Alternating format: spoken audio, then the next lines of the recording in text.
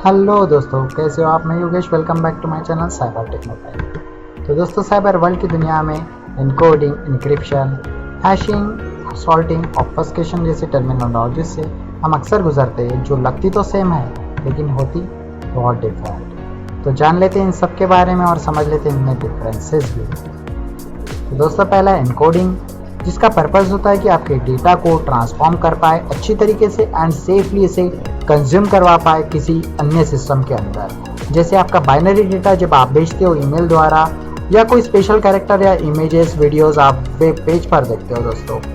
इसका गोल आपके इंफॉर्मेशन को सीक्रेट रखना नहीं होता है दोस्तों, बल्कि इसे दूसरे सिस्टम में प्रॉपरली कंज्यूम या यूटिलाइज करवाना होता है दोस्तों। इनकोडिंग आपके डेटा को जब ट्रांसफॉर्म करता है दोस्तों दूसरे फॉर्मेट में, तो वो यूज़ करता है एक एल्गोरिथम या स्कीम जो कि पब्लिकली अवेलेबल होती है, ताकि आप इसे वापस से डिकोड कर पाए या पढ़ पाए। सेकंड है दोस्तों इंक्रिप्शन, जिसका मेन पर्पस होता है कि आपके डेटा को ट्रांसफॉर्म करे, सीक्रेटली आपके दोस्तों तक पहुंचा पाए और ये देखे कि सिर्फ आपके दोस्त ही इसे पढ़ पाए। तो जैसे आप अगर कोई सीक्रेट लेटर आपके दोस्त को सेंड करते हो, तो इंक्रिप्शन प्रोसेस ये देखेगा कि आपके लेटर को कैसे वो इंक्रिप्टेड फॉर्मेट में आपके दोस्तों तक पहुंचा पाए और सिर्फ आपके दोस्त ही उसे पढ़ पाए। इंक्रिप्शन प्रोसेस में आपका डेटा जो रहता है दोस्तों, आपका मैसेज जो रहता है वो अन्य फॉर्मेट में कन्वर्ट होता है और ये देखा जाता है कि कोई भी स्पेसिफिक इंडिविजुअल या आपके दोस्तों को ही इसे पढ़ने की इजाज़त हो या वही उसे रिवर्स ट्रांसफॉर्म कर पाए। दोस्तों, ये यूज़ करता है एक की जो कि सीक्रेट रहती है और वो आपके जो प्लेन टेक्स्ट या मैसेज को साइफर टेक्स्ट में कन्वर्ट करती है एल्गोरिथम की मदद से। तो ये जो साइफर टेक्स्ट रहता है दोस्तों, अगर किसी को मिलता भी है ऑन द वे, तो ये साइफर टेक्स्ट को पढ़ के कोई भी अन्य व्यक्ति ये नहीं समझ पाएगा कि आपका मेन मैसेज इसमें कैसे छुपा है और क्या है, जब तक कि उसके पास आपने इनक्रिप्ट किया हुआ एल्गोरिथम और आपने इनक्रिप्ट की हुई की उसके पास नहीं है। इसके एग्जांपल्स है दोस्तों कुछ AES, ब्लोफिश, RSA एक्सेट्रा, जिसमें AES बहुत ही पॉपुलर इंक्रिप्शन टाइप है, जिसका फुल फॉर्म होता है एडवांस इंक्रिप्शन स्टैंडर्ड। तो देखते हैं इसके कुछ एग्जांपल्स। और दोस्तों, पहला एग्जांपल में अगर आप देखोगे तो इंक्रिप्शन प्रोसेस में आपका जो प्लेन टेक्स्ट है, यानी कि आपका जो मैसेज है आपको जो सेंड करना है, उसके साथ यहाँ पर आपकी जो की रहेगी, आप जिससे उसे लॉक करोगे किसी एल्गोरिथम के साथ, जो कि कन्वर्ट होगा एक ऐसे साइफर टेक्स्ट में जिसे कोई अन्य व्यक्ति अगर देख भी ले तो उसे समझ ना पाए कि उसमें एक्चुअल मैसेज क्या है। तो दोस्तों, जब आपका दोस्त इसे पढ़ने की कोशिश करेगा तो वो साइफर टेक्स्ट को अपनी चाबी से खोलेगा, उस लॉक को अनलॉक करेगा और एल्गोरिथम को यूज़ करके उसे प्लेन टेक्स्ट में कन्वर्ट करके आपके मैसेज को पढ़ेगा। तो दोस्तों, सेकंड एग्जांपल में जैसे आप देख सकते हो कि एक सेंडर है, एक रिसिपिएंट है। सेंडर ने क्लियर टेक्स्ट में लिखा है हेलो। तो ये इंक्रिप्शन प्रोसेस के बाद इंक्रिप्शन प्रोसेस में आपके दोस्त की चाबी यहाँ पर यूज़ करके इसे लॉक करके साइफर टेक्स्ट में कुछ इस प्रकार कन्वर्ट किया गया है कि अगर हेलो को आप यहाँ पर पढ़ पाते हो तो यहाँ पर आप अगर इसे देख भी लेते हो तो समझ नहीं पाएगा कि ये हेलो लिखा है या क्या लिखा है, क्योंकि ये अभी इंक्रिप्टेड टेक्स्ट या साइफर टेक्स्ट कह लो ये बन चुका है। यहाँ पर आपके दोस्त के पास जब ये बॉक्स आएगा तो ये बॉक्स को वो अपनी चाबी से ओपन करेगा दोस्तों। इसे डिक्रिप्शन एल्गोरिथम के द्वारा वो इंक्रिप्टेड टेक्स्ट या साइफर टेक्स्ट को वापस से क्लियर टेक्स्ट में हेलो कुछ इस प्रकार पढ़ पाएगा। थर्ड एग्जांपल में जैसे आप देख सकते हो कि ये साइफर टेक्स्ट है, इंक्रिप्टेड मैसेज है, जिसको आप अगर पढ़ना चाहो तो यहाँ पर हम कुछ भी नहीं समझ पाएंगे इसमें क्या लिखा है, अनटिल एंड अनलेस आपको वो इंक्रिप्शन एल्गोरिथम पता होना चाहिए जिस एल्गोरिथम में ये इंक्रिप्ट किया गया है और इसकी की भी। थर्ड है दोस्तों हैशिंग, जिसका मेन पर्पस होता है कैसे आपके डेटा की इंटीग्रिटी बनाए रखे। यानी कि फॉर एग्जांपल अगर कोई आप मैसेज लिखते हो या कोई सॉफ्टवेयर प्रोग्राम लिखते हो तो उसमें अगर कोई चेंजेस होते हैं दोस्तों तो आपको पता चले कि किसी ने यहाँ पर उस प्रोग्राम में या मैसेज में चेंज किया है। टेक्निकली अगर हैशिंग को देखा जाए तो ये आपके प्रोग्राम या मैसेज को एज एन इनपुट कंसिडर करता है और वो प्रोड्यूस करता है दोस्तों एक फिक्स लेंथ स्ट्रिंग, यानी कि एक हैश वैल्यू जिसके कुछ एट्रीब्यूट्स है दोस्तों जो यहाँ पर हम समझ लेते हैं। नंबर 1 है कि अगर सेम इनपुट दोगे तो सेम आउटपुट प्रोड्यूस करेगा।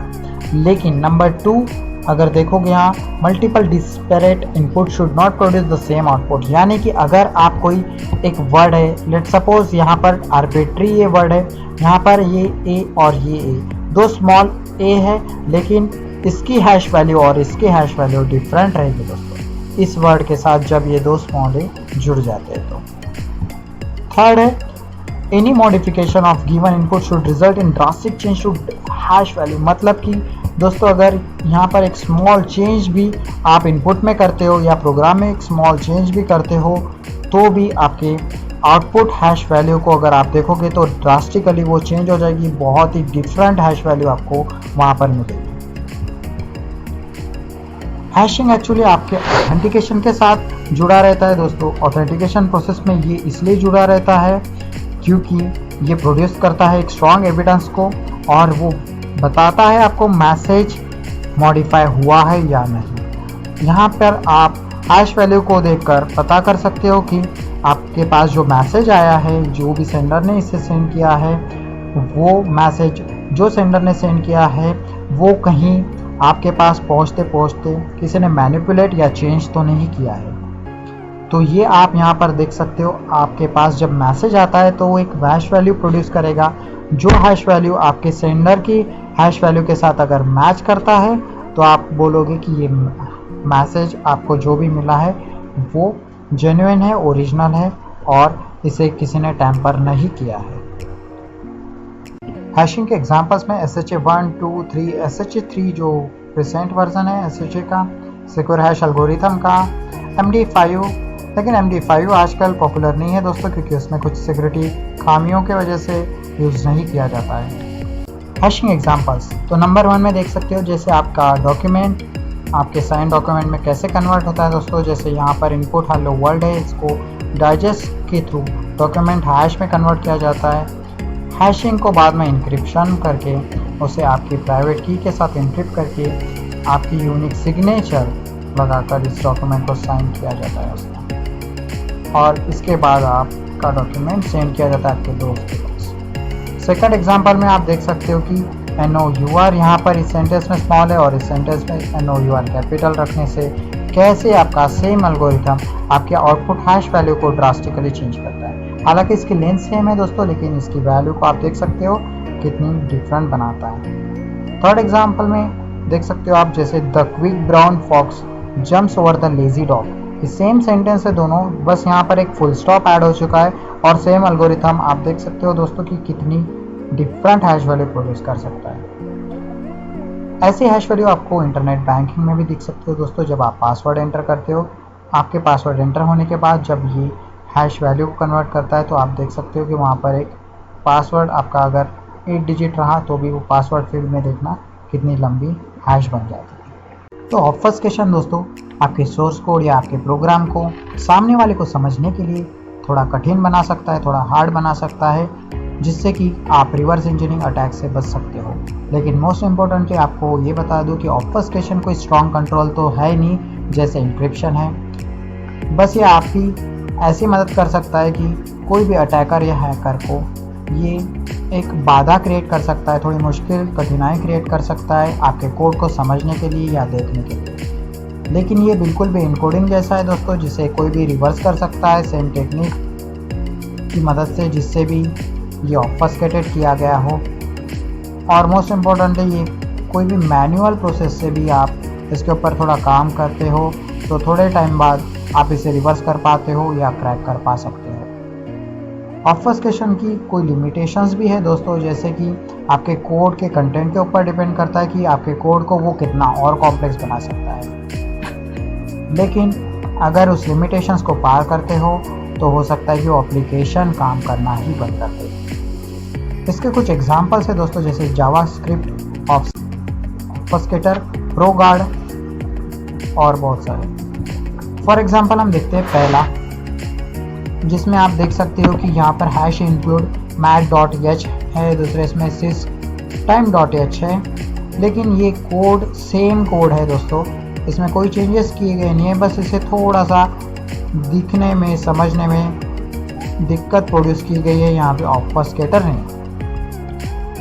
सेकंड एग्जांपल में आप देख सकते हो कि ये सोर्स कोड है और ये सोर्स कोड आफ्टर ऑब्फस्केशन कुछ इस प्रकार दिखता है। तो यहाँ पर देख सकते हो जैसे कैलकुलेट पेरोल के जगह यहाँ पर ए यूज़ किया गया है, स्पेशल लिस्ट और एम्प्लॉय ग्रुप के जगह यहाँ पर ए स्पेस बी यूज़ किया गया है। तो बस इतना ही डिफरेंस है दोस्तों, बाकी फॉर्मेट तो सेम ही है। थर्ड एग्जांपल में भी आप देख सकते हो कि ये डॉन एक्सक्लेमेशन में आप देख सकते हो कि सारा कोड इसी में लिखा है, बस आपको इसे पढ़ने में थोड़ी सी मुश्किल, थोड़ी सी कठिनाई आ रही है। फिफ्थ है दोस्तों सॉल्टिंग।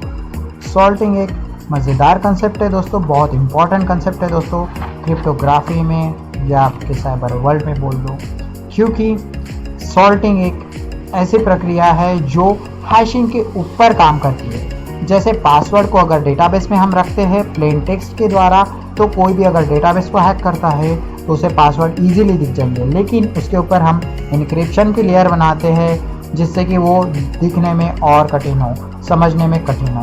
लेकिन उसके ऊपर भी हैशिंग आता है दोस्तों, जो कि और भी उसे कठिन बनाता है हैश फंक्शन द्वारा, हैश एल्गोरिथम्स द्वारा, जैसे हमने पहले देखे हैं कि अगर छोटा सा चेंज करते तो हैश वैल्यू ड्रास्टिकली चेंज हो जाती है और आपके पासवर्ड प्लेन टेक्स्ट में तो रहते नहीं है सामने वाले को कॉपी करने के लिए। लेकिन उसके ऊपर भी एक लेयर है दोस्तों सॉल्टिंग जिसे कहते हैं। सॉल्टिंग एक बहुत इंपॉर्टेंट लेयर होती है दोस्तों, हैशिंग के ऊपर आती है वो, और ये सॉल्टिंग दोस्तों, सॉल्टिंग लेयर आपके डेटाबेस को और सिक्योर बनाती है और स्ट्रॉन्ग बनाती है। तो दोस्तों जैसे आपको पता है ब्रूट फोर्स अटैक पासवर्ड गेसिंग के लिए यूज़ किया जाता है अटैकर्स द्वारा या हैकर्स द्वारा। यहाँ पर मैं आपको बता दूँ, अगर आपने डेटाबेस को इनक्रिप्ट किया गया है अच्छी तरीके से और आपने उसके ऊपर और एक लेयर हैशिंग की लगाकर आपके डेटाबेस को और स्ट्रॉन्ग बना दिया है, तो भी रेनबो टेबल जैसे अटैक से आप बच नहीं पाओगे। रेनबो टेबल अटैक एक ऐसा अटैक रहता है जिसमें एक फाइल रन की जाती है जिसमें हैश और कुछ इनपुट स्ट्रिंग्स को कंप्यूट किया जाता है आपके पासवर्ड गेसिंग के। कुछ टाइम के बाद हो सकता है कि उन्हें पासवर्ड मिल भी जाए।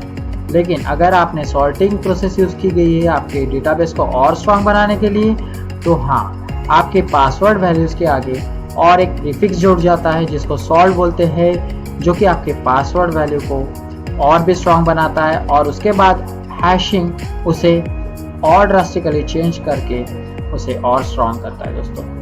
तो आइडिया यहाँ पर यही है कि जो भी आपके पासवर्ड हैशिंग एल्गोरिथम से गुजरेंगे उसके पहले एक सॉल्टिंग की प्रोसेस हो जाए, जिसमें एक सॉल्ट वैल्यू प्रीफिक्स के तौर पर आपके पासवर्ड में ऐड हो जाए और हैशिंग वैल्यू को या हैश वैल्यू को आपके और भी डिफ़िकल्ट बना दे सामने वाले को गेस करने के लिए या समझने के लिए या पासवर्ड क्रैकिंग प्रोसेस को सक्सेसफुल एग्जीक्यूट करने के लिए। तो दोस्तों इसके एग्जांपल्स यहाँ पर देख सकते हो आप। जैसे पहले एग्जांपल में यूज़र का पासवर्ड है हैप्पी फेस।